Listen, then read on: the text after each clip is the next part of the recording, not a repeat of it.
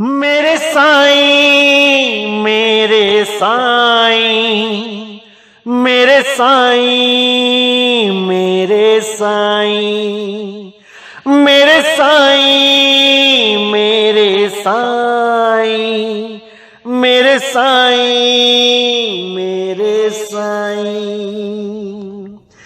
तुम ही मेरी माता, तुम ही मेरे पिता हो, तुम ही मेरी माता, तुम ही मेरे पिता हो, तुम ही बंधु मेरे, तुम ही मेरे सखा हो,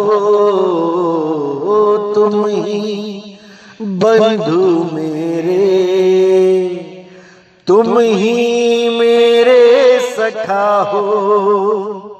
नहीं कोई है दूजा, नहीं कोई है दूजा, तेरे सिवा जीवन में। मेरे साईं मेरे साईं, तेरी मूरत रहे मन में। मेरे साईं मेरे साईं, तेरी मूरत रहे मन में। मेरे साईं मेरे साईं मेरे साईं मेरे साईं मेरे साईं मेरे साईं मेरे साईं मेरे साईं। तुम ही मेरी गीता, तुम ही कुरान मेरा, तुम ही मेरी गीता, तुम ही कुरान मेरा, तुम ही मेरी गुरबाणी, तुम हो अनुष्ठान मेरा, तुम ही मेरी गुरबाणी, तुम ही अनुष्ठान मेरा। ये तन मन तुमको अर्पण, ये तन मन तुमको अर्पण, पाऊं सुख समर्पण में। मेरे साईं मेरे साईं, तेरी मूरत रहे मन में। मेरे साईं मेरे साईं, तेरी मूरत रहे मन में। मेरे साईं मेरे साईं मेरे साईं मेरे साईं मेरे साईं मेरे साईं मेरे साईं मेरे साईं। नमस्कार मेरे प्यारे भाइयों, मेरे परम पिता परमात्मा के प्यारे जीव हंसों। मैं बंदी छोड़ से यही अरदास करता हूं कि आप सब मेरे भाइयों का इतना विवेक बढ़ जाए कि मेरी कही एक एक बात को अच्छी तरह विचार करके, समझ के, बूझ के सत्य असत्य का निर्णय कर पाओ। मैं बस यही अरदास करता हूं मालिक से, यही अरदास करता हूं बंदी छोड़ से। तो मेरे भाइयों, आज जो हम वाणी लेने जा रहे हैं, ये बहुत इंपॉर्टेंट वाणी है हर उस सत्संगी के लिए जो किसी भी गुरु से नाम दीक्षा लेके भक्ति कर रहा है। किसी भी गुरु के पास कोई भी नाम लेके भक्ति कर रहा है, उसके लिए ये वाणी बहुत इंपॉर्टेंट है।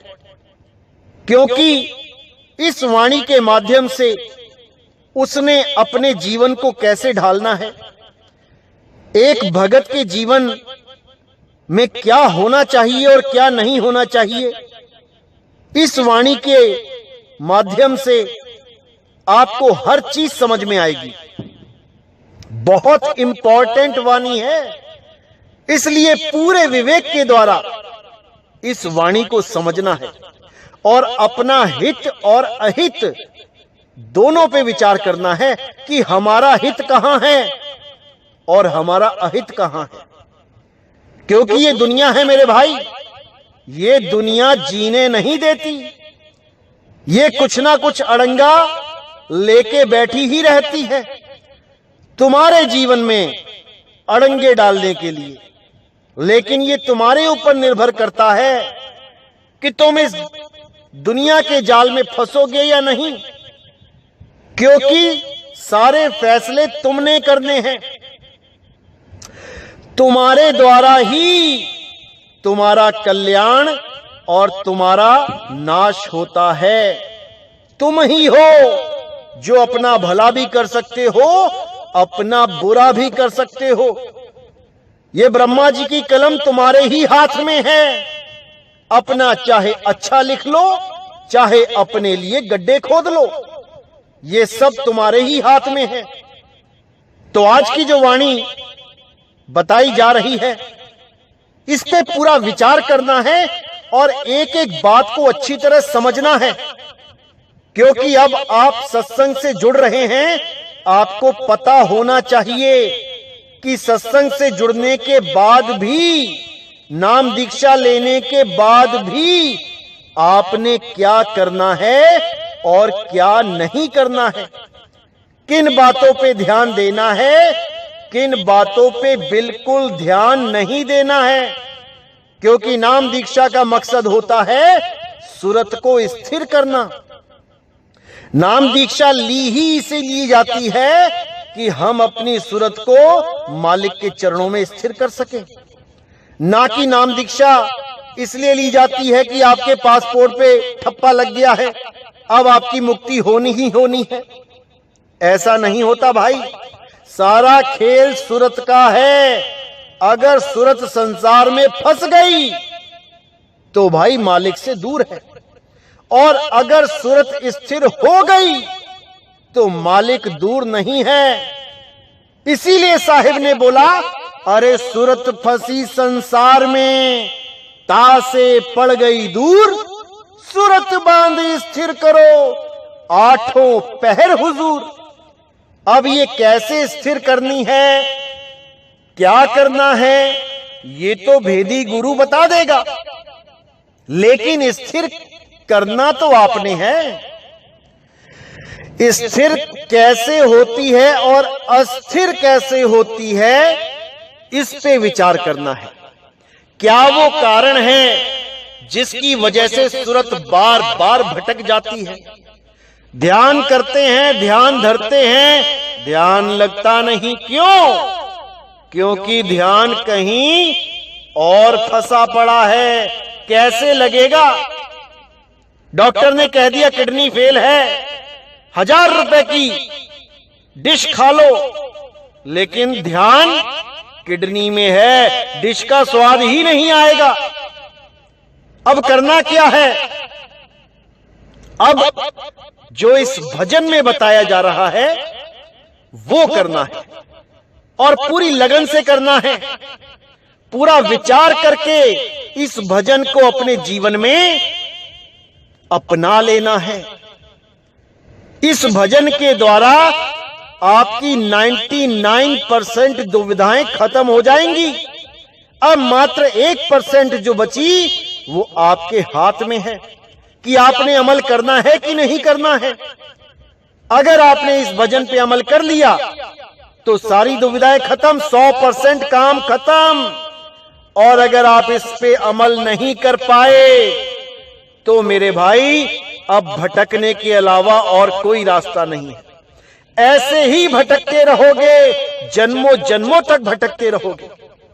इसलिए कबीर साहब की इस वाणी पे पूरा विचार करना है।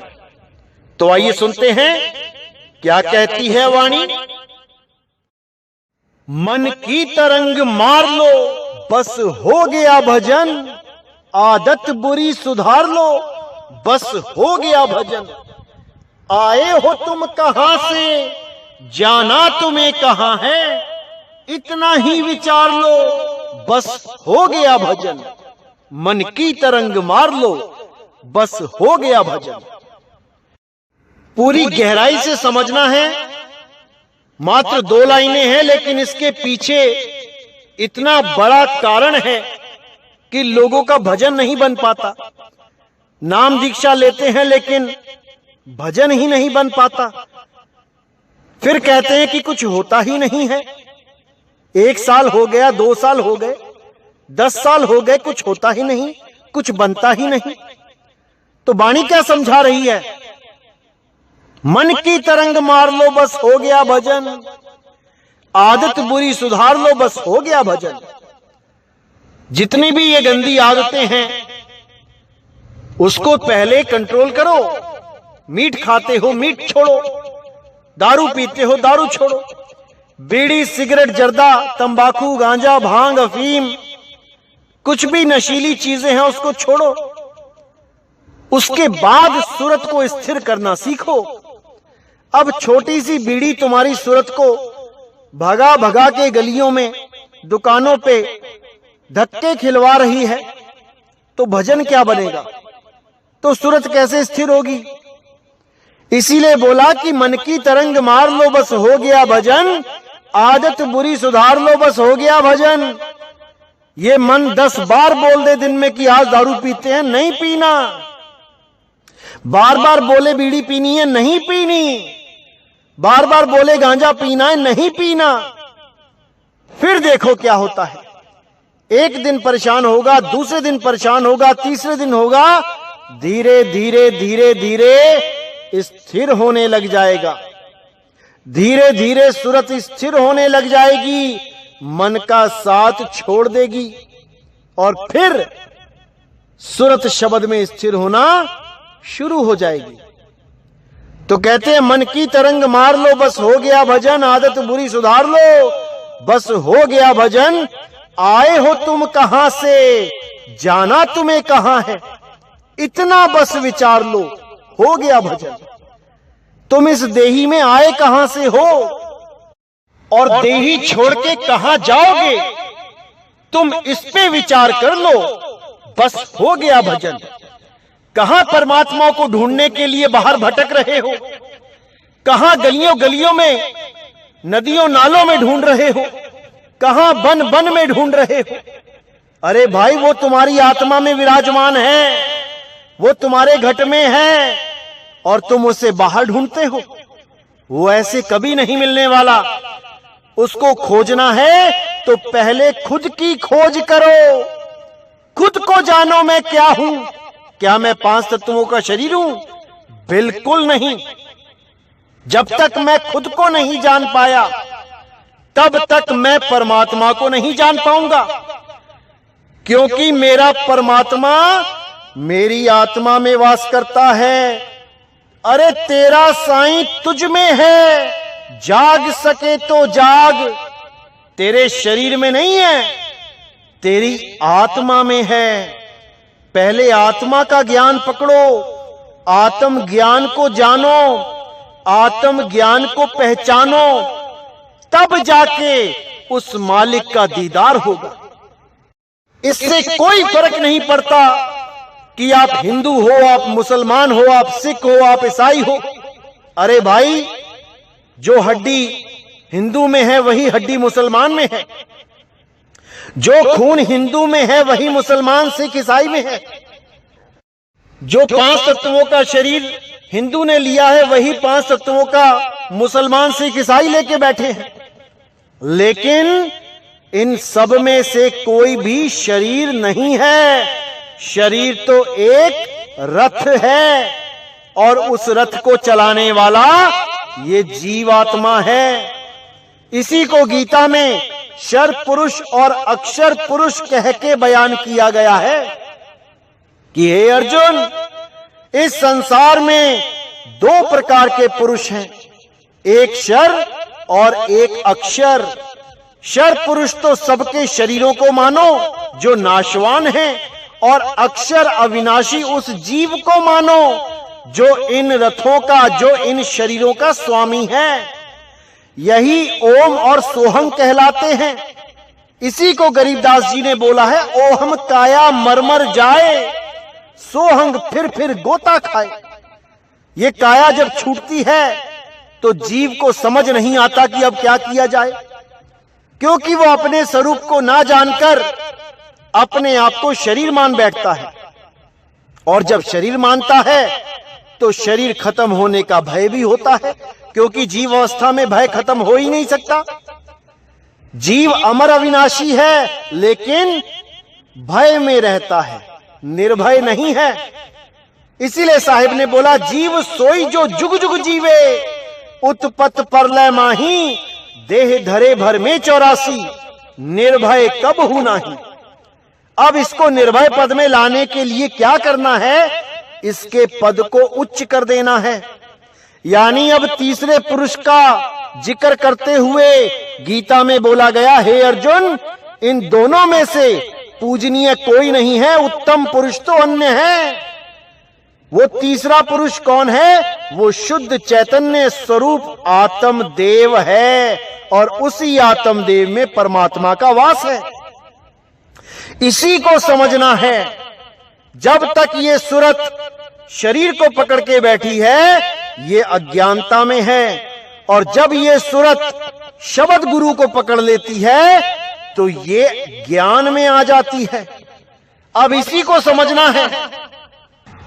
इसी का भेद बताते हुए कबीर साहब ने बोला कि ये जो अक्षर सूरत है, ये अज्ञानता की नींद में डूबी हुई है।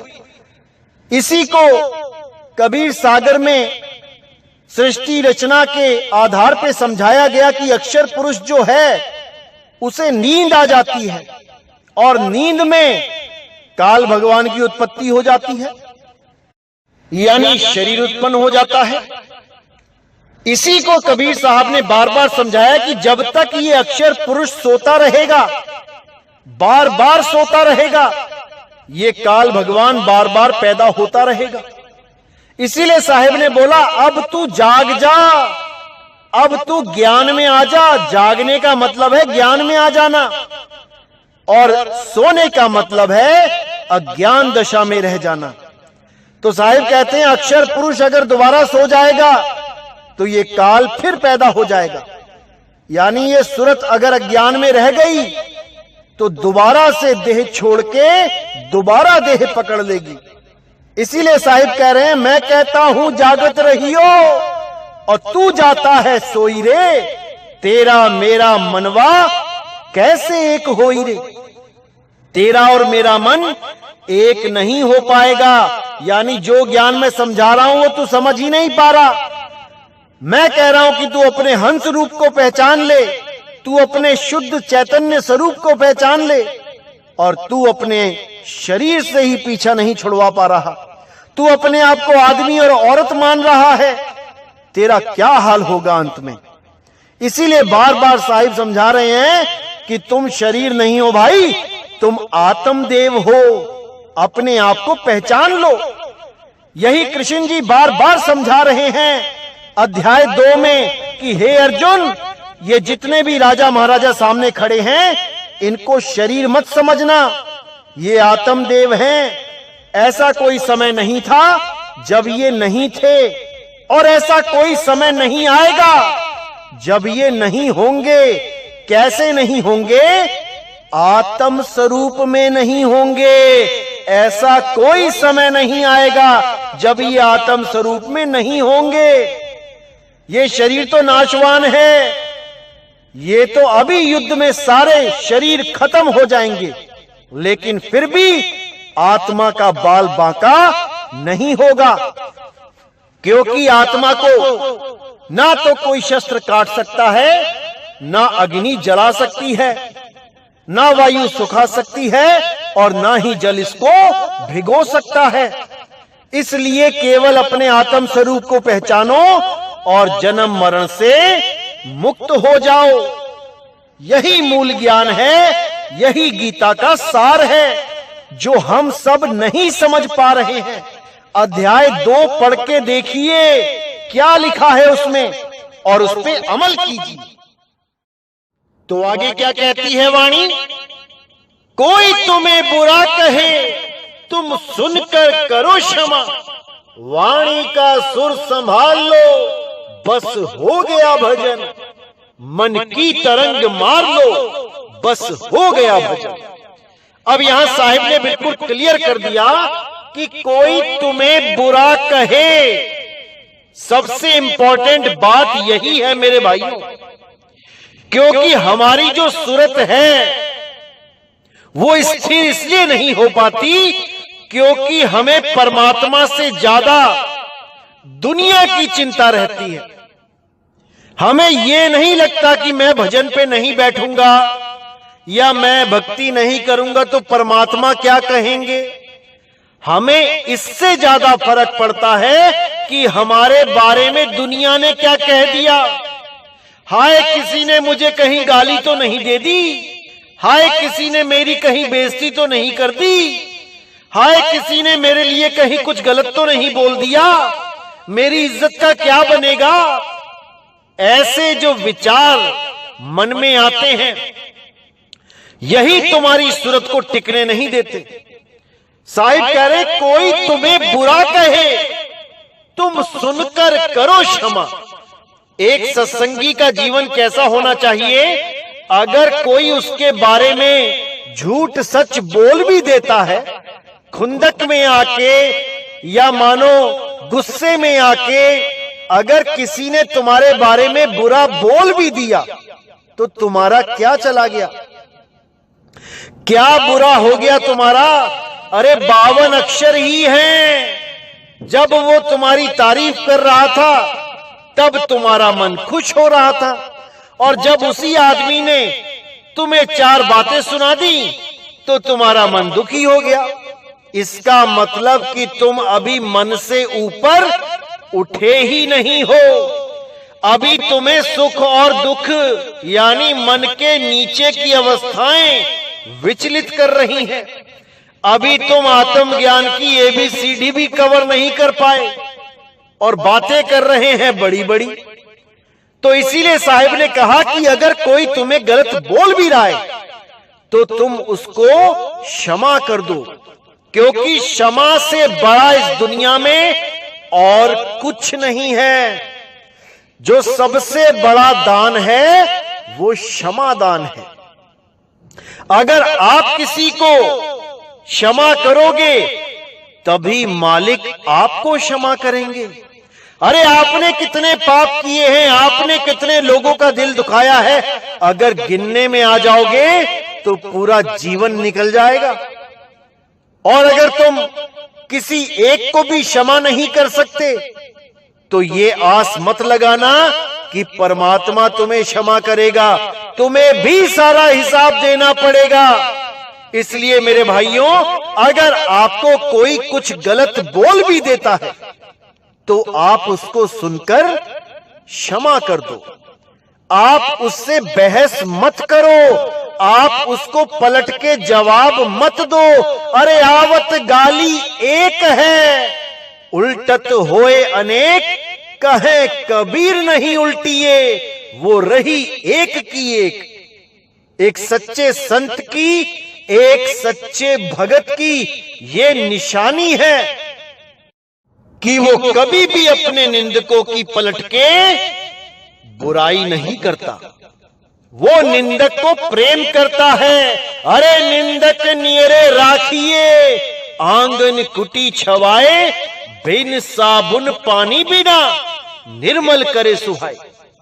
क्योंकि ये दोहे बोलने तो आसान है, हर कोई ये बोल देता है निंदक नेड़े राखिए, लेकिन जब किसी की निंदा होती है तब उसकी शक्ल देखो, मुंह लटक जाता है नीचे को कि हाय मेरे बारे में ऐसा कैसे कह दिया किसी ने। क्यों? क्योंकि वो अभी मन की गुलामी से ऊपर नहीं उठ पाया है। वो केवल बोल रहा है कि आत्मा को कोई मार नहीं सकता, आत्मा को कोई काट नहीं सकता। अरे भाई, आत्मा को कोई दुखी भी नहीं कर सकता, आत्मा का कोई अपमान भी नहीं कर सकता, आत्मा को कोई जलील भी नहीं कर सकता। कितना ही जोर क्यों ना लगा ले, आत्मा को कुछ नहीं होता, क्योंकि आत्मा सुख दुख से परे है। ये मन सुख और दुख में फंसा है।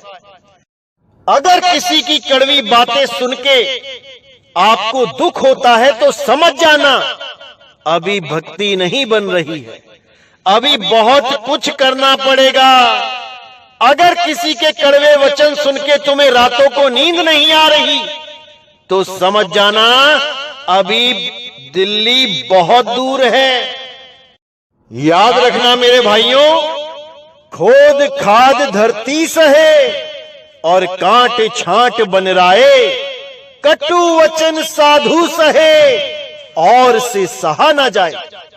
असली साधु वो होता है जो सारी दुनिया के कड़वे वचन अपने दिल पे सह सकता है, और जो कुछ कड़वे वचन ही नहीं सह पाया वो काहे का साधु है। वो केवल कपड़े पहन के साधु बन गया, अभी उसके दिल में मान बढ़ाई की इच्छा है, अभी उसके दिल में मान सम्मान की इच्छा है। जिस दिन वो मान सम्मान अपमान से ऊपर उठ गया उस दिन वो साधु कहलाएगा, उस दिन वो संत कहलाएगा। अगर उसको एक आम आदमी अपने कड़वे वचनों से हिला दे तो मेरे भाई अभी वो साधु नहीं है, अभी वो संत नहीं है, अभी वो भगत भी नहीं है। अरे एक आम भगत भी इतनी ऊंची अवस्था में पहुंच जाता है कि सारी दुनिया की निंदा अकेला सह सकता है। अरे कबीर साहब कहते निंदो निंदो मोको लोग निंदो, अरे निंदा हमको बहुत प्यारी, निंदा बाप निंदा महतारी। निंदा ही मेरे मां है, निंदा ही मेरे बाप है। मुझे जितना निंदना है निंदा कर लो, क्योंकि हमारे कपड़े निंदक धोवे, हमारे मैले कपड़े केवल निंदक धो सकता है। और उस निंदक को बलिहार जाता हूं जो हमारी निंदा करता है, क्योंकि इतना समय कहां है किसी के पास जो एक दूसरे की बातें कर सके। लेकिन वो निंदक अपने सारे काम धाम छोड़ के हमारी निंदा कर रहा है। धन्य भाग हमारे जो ऐसा निंदक हमें मिला, जो दिन रात मेरा नाम जप रहा है। कितना प्रेम करता है वो अंदर, कोई नहीं जान सकता उसके प्रेम को। दिन रात उसे केवल हमारे ही सपने आते हैं कि मैं कैसे करके पूरा दिन इसकी निंदा कर दूं, पूरा दिन इसके नाम को बदनाम करूं। सोचो कितना प्रेम है उसके दिल में। तुम्हारे अलावा वो किसी को चाहता ही नहीं है। अपनी मां को भूल गया, अपने बाप को भूल गया, खाना पीना नौकरी दुकान चाकरी सब भूल गया, केवल तुम्हें याद कर रहा है। सोचो कितना प्यार है उसके दिल में। ऐसा बंदा मिलेगा कहीं जो सब कुछ छोड़ के केवल तुम्हें याद कर रहा है। वही तुम्हारा हितैषी है, वही तुम्हारा सच्चा प्रेमी है। जैसे राम को इतना तो शबरी ने भी याद नहीं किया होगा जितना रावण याद करता था। दिन रात एक ही काम था, राम राम राम, बस, और उसे कुछ याद नहीं रहता था। इसी प्रकार हमारे निंदक हमारे सबसे प्रिय मित्र हैं। उनसे ज्यादा प्यारा हमें कोई नहीं, कोई नहीं। और जिसने भी हमसे नाम लिया हुआ है उसको भी अगर हमारी निंदा सुनने को मिलती है तो उसको हजम करो, उसको हजम करो। विचलित नहीं होना है, नाराज नहीं होना है, गुस्सा नहीं आना चाहिए किसी पर भी। केवल तरस आना चाहिए, केवल तरस आना चाहिए। तरस खाओ उन लोगों पे जो निंदा कर रहे हैं।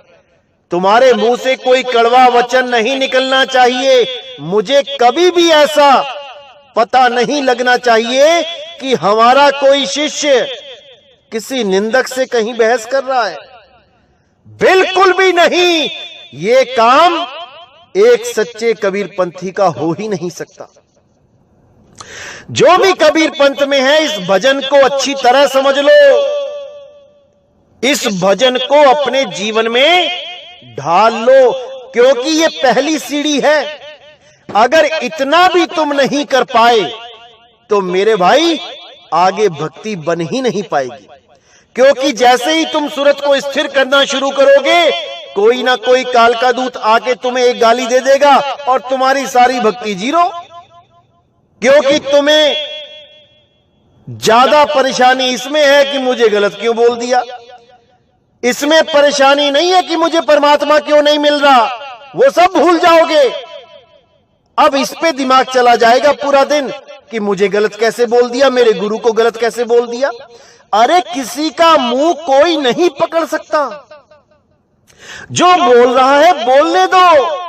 तुम केवल अटल होके अपनी सूरत को अपने शब्द गुरु में लीन रखो। यही तुम्हारा मकसद है। तुम्हारा मकसद यहां पर किसी को गलत साबित करना नहीं है। तुम्हारा मकसद यहां पर किसी से बहस में जीतना नहीं है। तुम्हारा मकसद केवल और केवल परमपिता परमात्मा की साधना करना है। केवल परमात्मा को पाना तुम्हारा मकसद है। यहां पे झगड़े करने नहीं आए हो तुम। अरे किसी ने किसी को कुछ बोल दिया, मुझे ही किसी ने कुछ गलत बोल दिया, तो शांत रहो। शांति में ही शांति है। एक चुप 100 सुख। अगर तुम पलट के जवाब दोगे तो वहां से 1 के 4 जवाब आएंगे। फिर तुम 4 के 16 करोगे, वहां 16 से 16,000 आ जाएंगे और तुम इसी रासलीला में उलझ जाओगे। इसलिए मेरे भाई, जो कोई बोलता है उसे बोलने दो और तुम वो करो जो यहां करने आए हो। इसीलिए साहिब ने बोला, कोई तुम्हें बुरा कहे तुम सुनकर करो क्षमा, वाणी का सुर संभाल लो, बस हो गया भजन। वाणी का सुर संभाल लो यानी अपनी आवाज पे कंट्रोल रखना। कोई ऐसा वचन मत बोल देना कि निंदक को दुख लग जाए, क्योंकि निंदक के भी हृदय में परमात्मा है। उसकी आत्मा में भी परमात्मा है। उसको भी अगर आपने दुखी किया तो समझ लो परमात्मा को दुखी कर दिया। इसलिए किसी को दुखी नहीं करना। अपने लक्ष्य पे, अपने मकसद पे फोकस रखना है। जो आप करने आए हो बस वही करते जाओ। कौन क्या कह रहा है छोड़ दो। नहीं अच्छा लग रहा मत सुनो। अगर सुन भी रहे हो तो देखो कि इसको सुनकर भी मैं स्थिर रह पा रहा हूं कि नहीं। ये तो सबसे बढ़िया मीटर मिल गया तुम्हें। गुरु की निंदा सुन रहे हो, कोई बात नहीं, सुनो, लेकिन अपने मन को देखो कि विचलित तो नहीं हो रहा। तुम्हें क्रोध तो नहीं आ रहा उसके ऊपर जो तुम्हारे गुरु के बारे में गलत बोल रहा है। बिल्कुल नहीं आना चाहिए। अगर आ रहा है इसका मतलब अभी तुम में बहुत कमी है। अभी बहुत कुछ करना पड़ेगा तुम्हें इस मन को स्थिर करने के लिए। तो आगे साहिब क्या कह रहे हैं, अच्छी तरह समझ लो और इसे जीवन में धारण कर लो। क्योंकि मेरे भाइयों, ये जितने भी विरोधी हैं ये सब हमारे लिए ही तो काम कर रहे हैं। ये सब परमात्मा के प्रचार में ही तो लगे हुए हैं।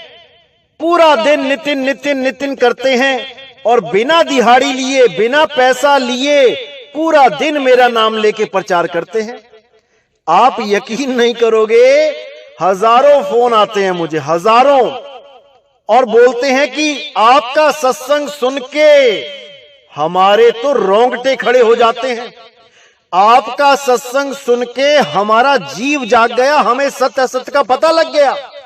हमें गीता का ज्ञान आज तक सुनते सुनते कई साल हो गए थे, लेकिन अब जाके समझ में आया कि हमें गीता क्या कह रही है। हमें गुरु ग्रंथ साहब का ज्ञान अब समझ में आया, बाइबल अब समझ में आ रही है, कबीर साहब की वाणियां अब समझ में आ रही हैं। और जब मैं इनसे पूछता हूं, भाई तुम्हें ये सत्संग किसने भेजे, क्या कोई तुम्हारा रिश्तेदार है जिसने यहां नाम लिया हुआ है हमारे यहां से, उसने भेजे, या कोई तुम्हारा मित्र है, तो वो कहते हैं अरे नहीं भाई ऐसा कुछ नहीं है, हमने तो फेसबुक और व्हाट्सएप पे और यूट्यूब पे आपके नाम के आगे गंदी गंदी गालियां उल जलूल लिखा हुआ देखा, और बहुत से लोग आपके खिलाफ बोल रहे हैं। तो हमें लगा कि आखिर ये कौन है, किसको इतना बुरा बोला जा रहा है, आखिर क्या कर दिया इस भाई ने। तो हमने जब आपके बारे में सर्च किया, यूट्यूब पे सत्संग मिले, और जब वो सुनने शुरू किए, तब हम सिर पे हाथ रख के बैठ गए कि अरे भाई इसको गालियां दी जा रही हैं, जिसने इस मनुष्य चोले का भेद खोल दिया, जिसने इस मनुष्य चोले का असली लक्ष्य सारे समाज में रख दिया।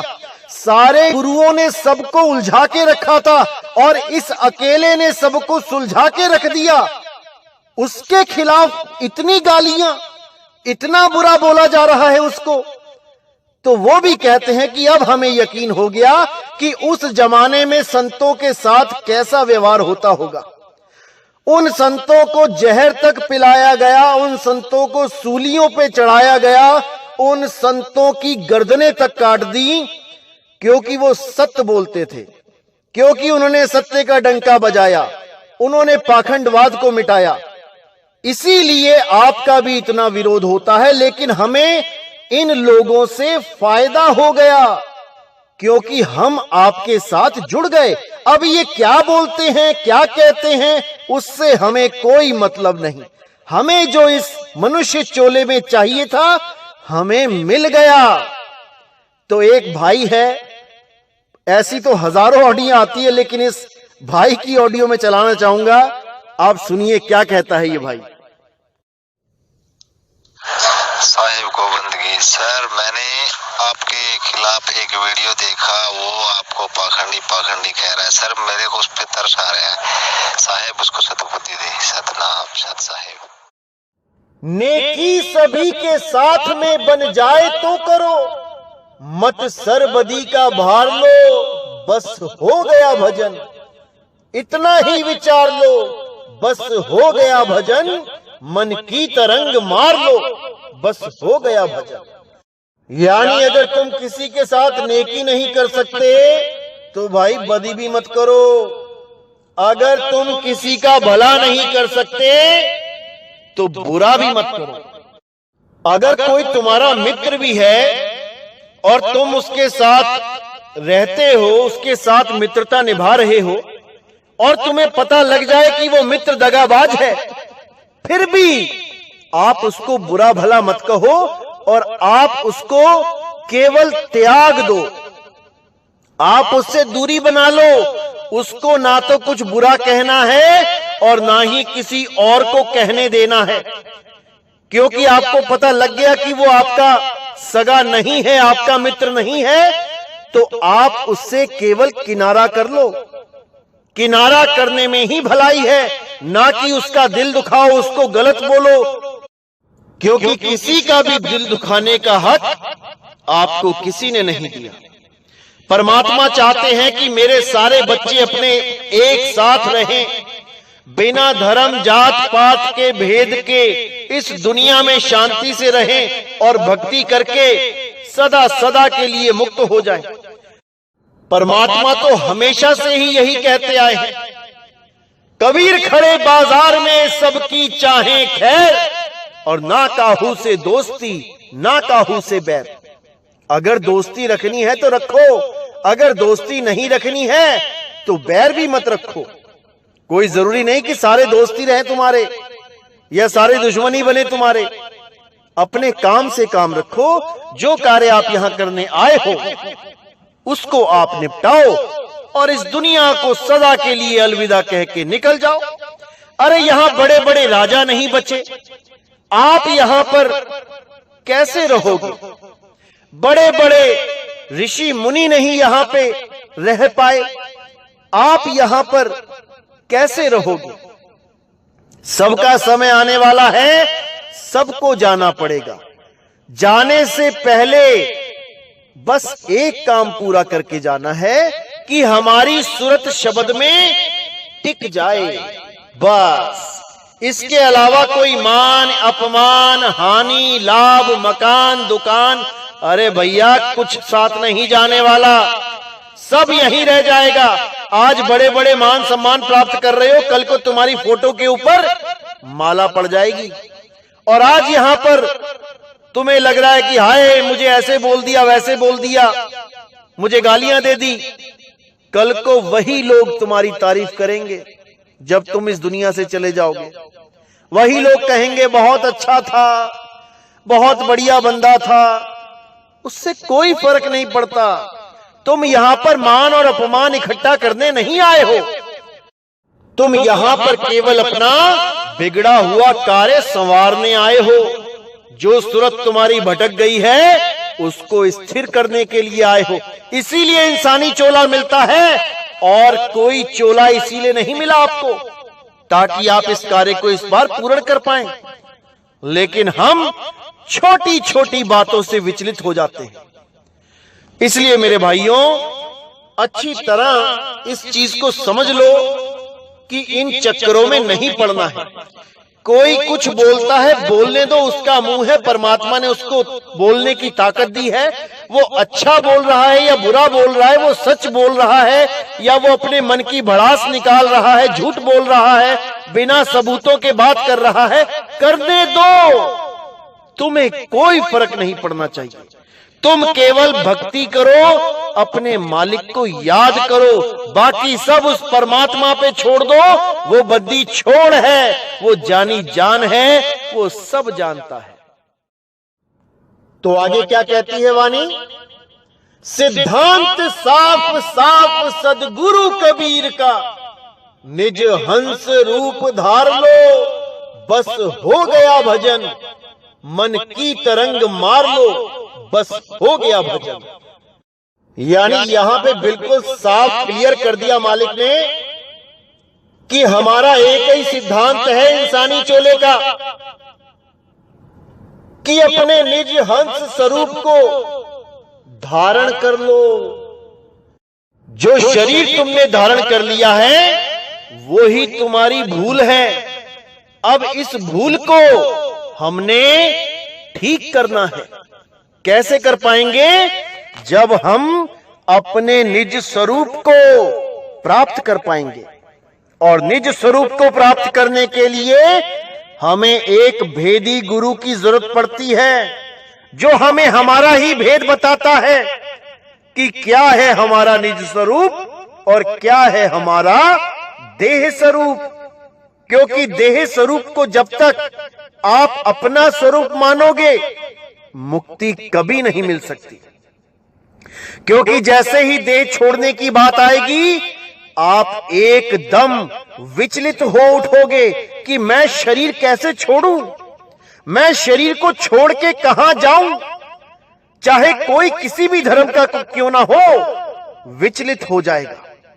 उसको समझ नहीं आएगा अब क्या करूं, कौन सा मंत्र जपूं, किसके पास जाऊं।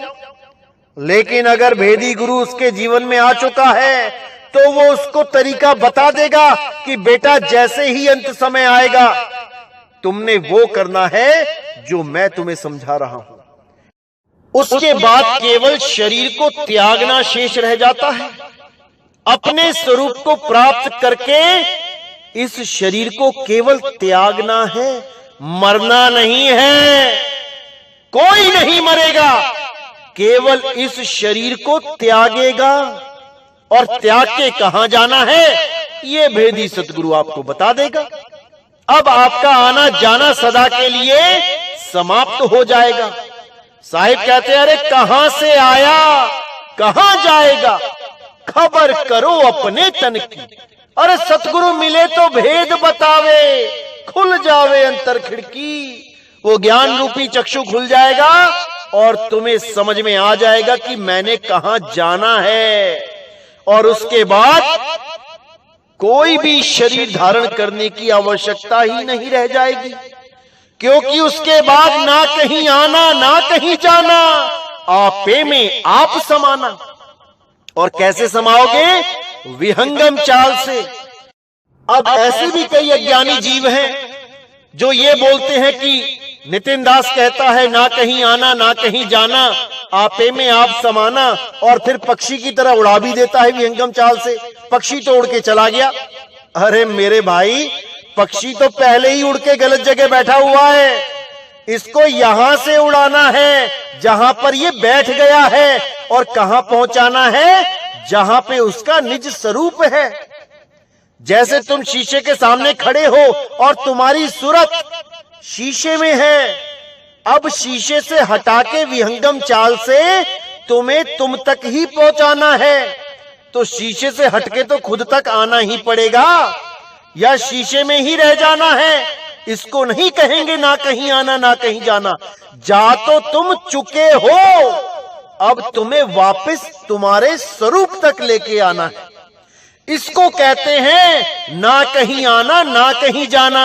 यानी अब तो ना इस दुनिया में वापस आना है, और ना ही किसी सतलोक, अलखलोक, अगमलोक, अनामी लोक, शिवलोक, ब्रह्मलोक कहीं भी जाना है। अब ना कहीं आना ना कहीं जाना, और रूप में रूप समाना। अपने ही स्वरूप में, अपने हंस स्वरूप में हमने समा जाना है।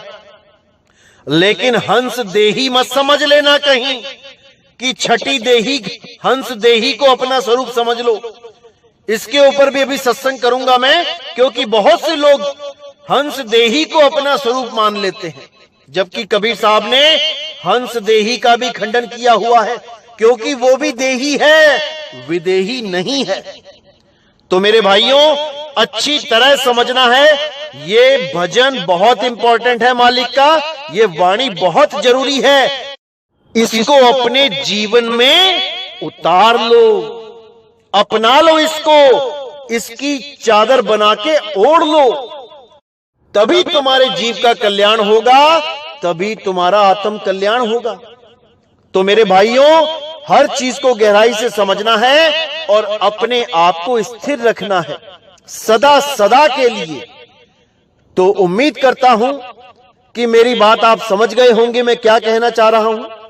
अच्छी तरह समझ लो, विरोधी आएंगे, बहुत कुछ बोलेंगे, क्योंकि अब सत्य प्रकट हो चुका है।